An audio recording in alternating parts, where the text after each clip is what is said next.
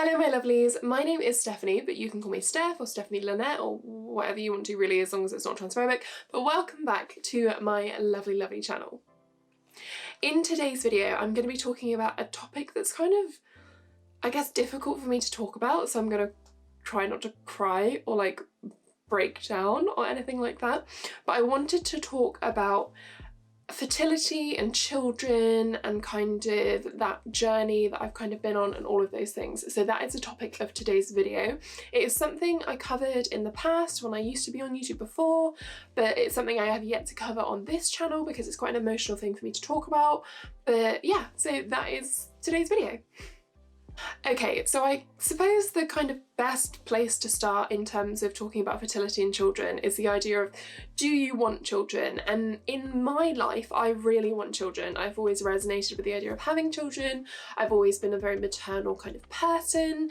And I have always said, and people who know me have always said, that if I had been born a cisgendered woman, I would already be a mum. Like, I would already have a child.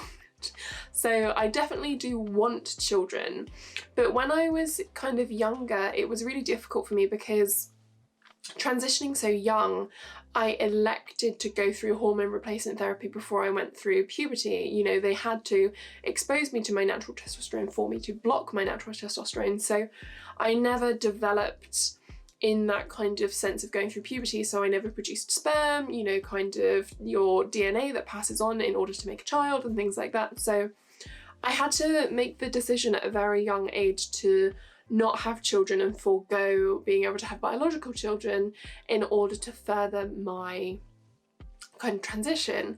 And this was something that was really difficult for me because I always wanted children. I'm getting emotional about it. I always wanted children. You know, I came from a big family. My mum had children really young. It was kind of my dream ideal scenario of like what I wanted. You know, it was what I wanted. You know, I wanted to have children, I wanted to be a wife and all of those things. And I had to make the decision when I was about 15 years old to choose to never have a child. And that is a huge decision when you're 15 years old. That is a massive decision. And the fact I even made it, you know, I'm very proud of. I'm very proud that I put my transition first and all of those things. But it is something that weighs on me from time to time. And now I'm not saying I made the wrong decision. I don't regret it at all. But if anyone's watching and anyone's kind of questioning it and you have the opportunity and the privilege, whether that's financial privilege, whether that's kind of geographical privilege, to freeze eggs, to freeze a sample of sperm and things like that, then I would highly recommend you do it. I wish I had the opportunity. I didn't have the opportunity, you know, but if I had the opportunity, I definitely would have done it. So I would recommend doing that. So I can't have biological children, which is something that kind of bothers me a lot and really upsets me when I kind of talk about it, because I always wanted biological children and I wanted to be pregnant. I wanted to carry a child. And I think it's something that we don't really talk about in the trans community very much, because when you transition male to female specifically, it's the want to be pregnant and the want to carry a child. And a lot of people don't have it, but I had it so bad and I still have it. I have to, you know, I have friends on Facebook who I've unfriended because they post too many pictures of their children. It makes me very envious. I can't date people with children because I can't be part of someone else's child's life, you know, and it's very hard because, you know, people don't talk about the want to have a pregnancy, the want to go through that, you know, the desire to have periods and things like that. But it's something that I felt really strongly, and sometimes I feel really alone in feeling like that, because a lot of trans people, they don't want children and they don't want to go through all of that. And it's just hard sometimes to kind of to think about it and kind of compare myself to other trans people who don't want children, because a lot of people who are queer, you know, don't want children. It is more prevalent in our community to kind of not want them. It can be the norm sometimes, but I always really wanted children, and it's been a very long journey of coming to terms with like not being able to have my own biological children, because obviously I made that decision when I was younger and didn't really kind of have to consider the consequences, but at the time it tore me apart as a decision. I was so depressed making that choice because I felt like I was sacrificing my opportunity to have kids. But the thing that kind of made me have that decision is because even if I continued to go through puberty, I would have been having children kind of with sperm, and that wasn't what I wanted. And yeah, so I can't have biological children, and although there are kind of technological advances, you know, womb transplants and things like that, like if anyone offered me the opportunity to be a guinea pig for a womb transplant, I would take it in a heartbeat, like so quickly. But it is technology that I don't think I will experience in my lifetime, because, you know, I'm 24 now, the ideal age of a candidate would probably be around about 24, 25, and the technology is probably about 10 to 20 years out. So it is something that is not going to be happening for me in my lifetime. And so you have to kind of look at the alternative avenues for that. And now the alternative avenues are kind of IVF, and you can do that with like a sperm donor and an egg donor. You can do that with like, you know, egg donation from family members and things like that. But that is something I will have to look into at a later date with like a partner, definitely. That is something that affects as well is dating. When you want children and can't have them, when you can't date other people with children for fear of jealousy and things like that. It is, I mean, it does really impact everything, you know, and so it's just really difficult to kind of go through all of that, you know, and I'm not going to cry.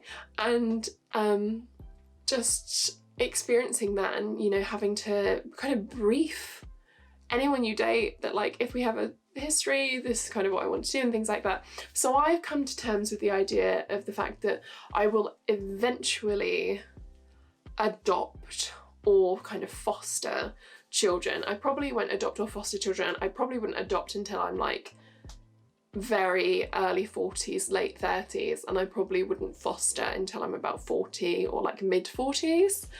And that is something I've had to come to terms with a lot, because I think a lot of people who struggle with fertility really struggle with the idea of adopting and worrying about whether or not a non-biologically connected child will feel like your own, if the love will be the same and things like that.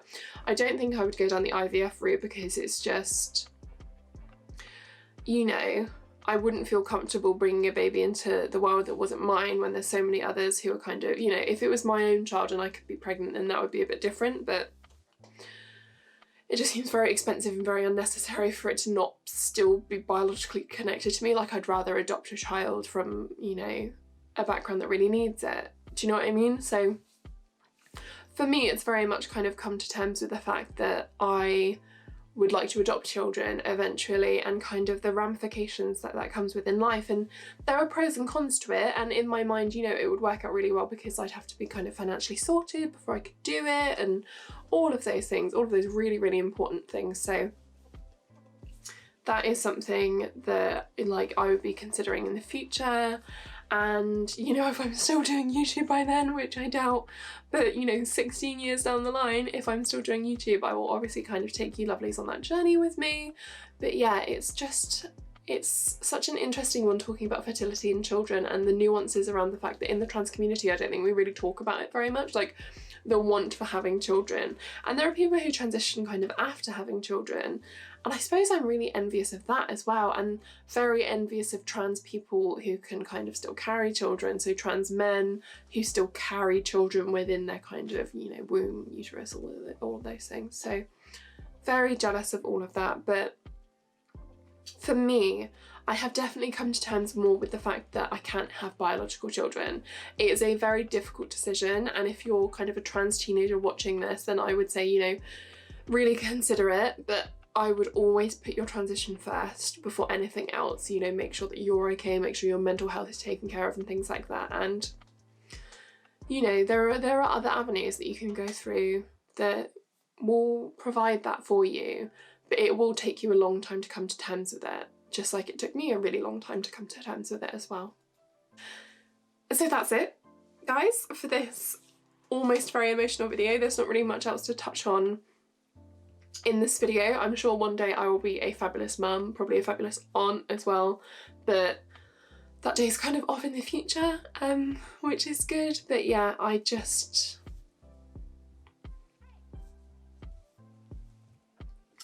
talking about it's really difficult for me, and it's something I'm still coming to terms with, but I feel much more comfortable kind of discussing now. So I thought this was a good time to talk about it on my channel while I was feeling pretty strong. If you enjoyed this video, or you have any comments or questions about anything that I mentioned in this video, then please just drop them down below and I will take a look. I do respond to all of them, so please do, you know, let me know, and all of those really, really good things. Please tell me if you think I'd be a good mum. That would be a lovely comment to read. But anyway, I hope you lovelies are having a great day. I hope you're making good choices. I hope you're staying safe. I hope nothing transphobic has happened to you today. And if it has, then I hope this video has helped a little bit. Please don't forget to subscribe to my channel, notification bell, all of my socials are down below, and thumbs up, thumbs down, you know, all of those things. All of those things. Sorry, I had an itchy face. So that is it for today's video, and I will see you next week for another one.